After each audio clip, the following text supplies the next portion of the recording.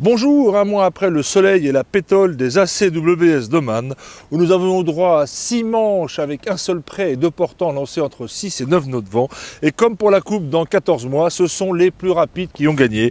Les Anglais, vainqueurs, ont mieux géré 4 points importants pour gagner dans la molle à Oman.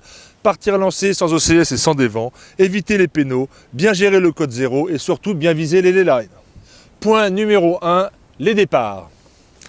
Le meilleur spot sur le départ, c'est la bouée à droite sur votre écran, histoire de faire 20 à 50 mètres de moins, surtout si vous partez lancé sous code 0 avec du vent clair.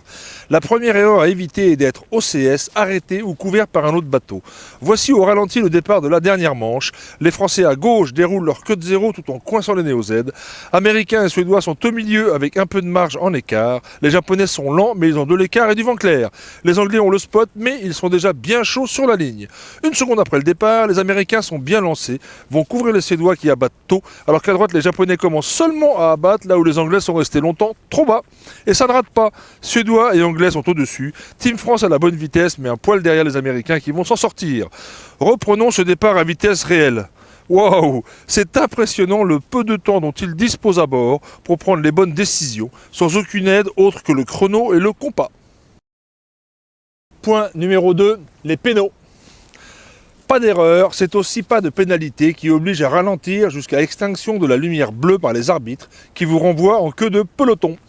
Au départ de la première manche fait par Oracle, les Français prennent une péno en touchant les Anglais arrêtés devant eux et en abîmant un peu leur arrière réparé le soir même.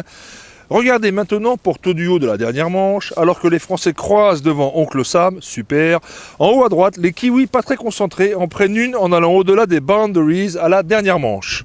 Et les Suédois en prennent 4 sur 2 jours, rédhibitoire donc, dont une bien visible sur la dernière porte. Plouf, ça fait pas très sérieux. Anglais, Américains et Japonais prenant aucune pénalité sur les 6 manches de l'événement. Point numéro 3, le code 0. Avancer au maximum les tacticiens dans les bouts dehors dans la pétole ne suffit pas. Il faut aussi augmenter la puissance en naviguant au près sous code 0, dont on voit ici dans les pieds de Paul Campbell-James le bout rouge du va-et-vient d'enroulage. Ce code 0 est plein de pièges. Il ne faut pas se tromper de sens en le roulant par rapport à la prétention que vous avez mis dans la tétière pour éviter qu'une poche se forme à l'enrouler. Et si on le garde au près, il faut l'enrouler à chaque virement et changer le réglage de point d'écoute par rapport au portant, c'est-à-dire rentrer le rail d'un bon coup de pied de 16 à 12 degrés, mais pour descendre le point d'écoute, ça ne peut se faire que hors tension sous l'autre amure. Et la troisième manche, les Américains sont hyper tendus de bordure avec les hauts qui ne portent pas. Code 0 envoyé en cours de bord alors qu'ils avaient commencé le prêt sous Solent. Oula, comment gérer le virement avec les Anglais? Eh bien, en ayant en tête le point numéro 4, les lines. Reprenons à ce près de la troisième manche où les Anglais ont tout fait à l'endroit dans du vent clair après un départ raté dans les dévents. Barre passe sur le corps des néo-Z au premier empannage après le départ et très rapide, slam dunk au premier virement, les Japonais pourtant partis en tête au début du prêt. Regardez, vu d'en haut, ils sont bâbord en bas de votre écran, alors que les Américains en haut, lents en sortie de virement, viennent de renvoyer leur code 0 que les Français tout à droite n'ont pas encore déroulé. Les Américains croisent devant les Japonais, mais alors que les néo-Z virent, les Américains forcent le cap et les Anglais amorcent le virement dessous, une longueur de vent.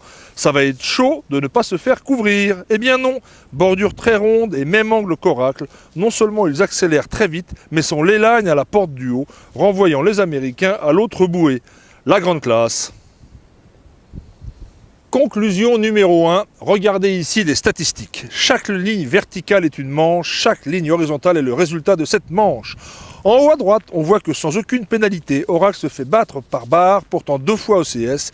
Et regardez la courbe bleue des Anglais, ils font 4 et 3 après avoir été derniers à ces 2 départs. Alors que les Américains, en noir et jamais pénalisés, ont 2 manches de 5 rédhibitoires. Les Kiwis, de leur côté, ont eu des vrais problèmes de vitesse dans la molle. Burling, 10 ans après leur dernière place dans la manche 3, il faut que l'on arrête d'avancer en marche arrière. La 4e manche, mal tricotée en line, finit sur la ligne 1 mètre derrière Oracle, coûte le podium aux Français. Et regardez à nouveau la courbe des Anglais. Elle est dessus des autres avec une plus mauvaise place de 4 grâce à 2 places chippées sur la ligne sur une régate qui compte double. Ils sont restés très forts dans la gestion de leur temps faible. Conclusion numéro 2, Néo-Z, américains et anglais forment un trio très solide dans l'ordre du classement général. Les Français recollent très fort au groupe des poursuivants grâce aux entraînements dans la banquise lorientaise. Les Japonais et Suédois, occupés avec leur AC50 Turbo aux Bermudes, comme ici il y a 15 jours avec les Américains, avaient sûrement la tête dans le Great Sound plutôt qu'à Oman. Et pourvu que le 7 et 8 mai prochain à New York, le vent soit au rendez-vous, que l'on puisse foiler au près sans les codes zéro. Good luck and a good week.